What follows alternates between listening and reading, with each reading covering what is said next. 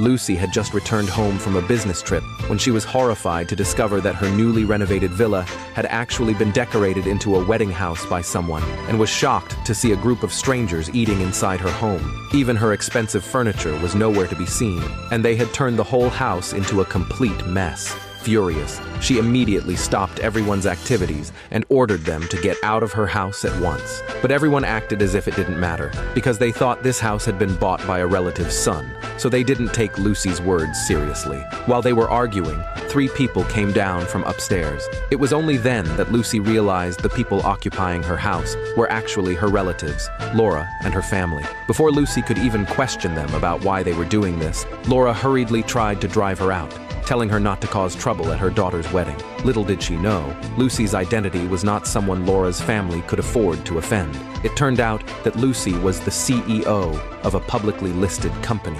Relying on years of hard work, she had gone from a small-town girl to a successful businesswoman. She had even bought a luxury villa worth tens of millions through her own efforts. But unexpectedly, when Lucy went to check on the villa's renovation results, the distant relatives Laura and her daughter Anna showed up uninvited. Before Lucy could even react, they began wandering around her villa. When they saw Lucy living in such a big villa, they were filled with envy. Then they revealed their true purpose. It turned out that Laura's daughter Anna was about to get married. Seeing Lucy's house newly renovated, they planned to have Anna's wedding held here and stay for a few more days afterward. They said they would move out once Lucy returned from her business trip. But Lucy didn't want to lend out her freshly renovated home, so she suggested that they hold the wedding at a hotel instead. But as soon as she finished speaking, Laura became displeased. She bluntly said that having a wedding at a hotel would cost too much money. Her daughter Anna even said they weren't planning to use Lucy's house for free. After the wedding, they would compensate her with $200, but Lucy once again refused without hesitation.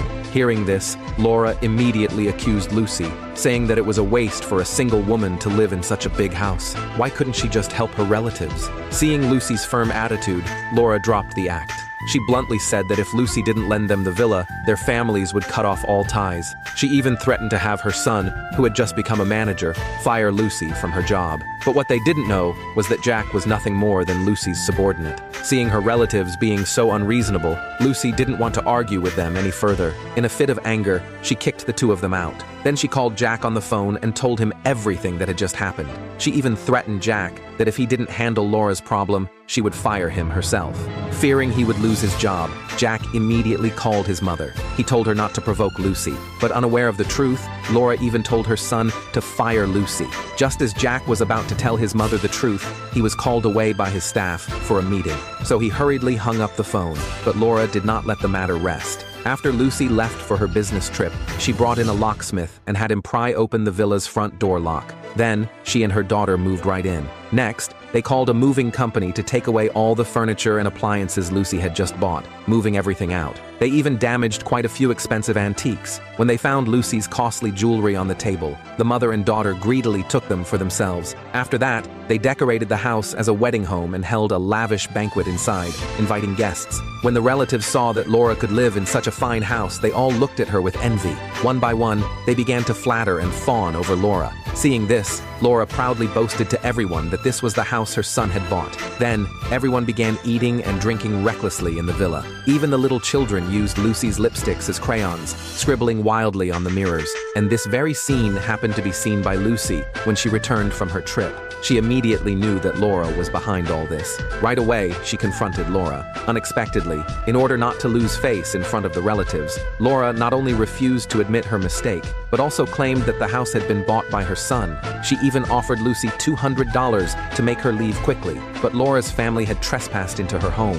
How could $200 possibly settle that? So Lucy demanded that they pay compensation, since the furniture in the house was all imported. Seeing that Lucy was giving her no respect, Laura also dropped the pretense. She bluntly said her son would be arriving soon, and when he did, he would have Lucy fired. Even Anna began threatening Lucy, but as soon as the words left her mouth, Lucy noticed the necklace hanging on her neck. She immediately questioned her about where the necklace had come from. When the other side refused to admit it, Lucy had no choice but to go upstairs to check her jewelry. To her shock, all of her jewelry had been taken by the greedy mother and daughter. At this moment, Anna nervously said, "What if Lucy finds out we stole her jewelry?" But Laura didn't care. She said bluntly that Lucy had no evidence, and if they just denied it, nothing would happen. But right after those words, Lucy walked over. She publicly accused the two of not only trespassing into her home, but also stealing her jewelry. Before she could even finish speaking, Laura interrupted her. Then the mother and daughter turned the truth upside down, claiming that this was their house and slandering Lucy as just a low-level employee at her son's company, jealous that her son had become a manager, and that was why she dared to cause trouble at her daughter's wedding. As soon as these words came out, the relatives present all began blaming Lucy. Seeing the situation turn against her, Lucy had no choice but to ask Laura to show proof that this house really belonged to her. Then, Laura produced the fake property deed she had prepared in advance to prove to everyone that this house belonged to her son. After seeing it, everyone believed her without a doubt, but only Lucy knew that the property deed was fake. She then exposed Laura's trick in front of everyone. As she spoke, she called her assistant and told them to bring over the real property deed. It was only then that Anna finally panicked completely.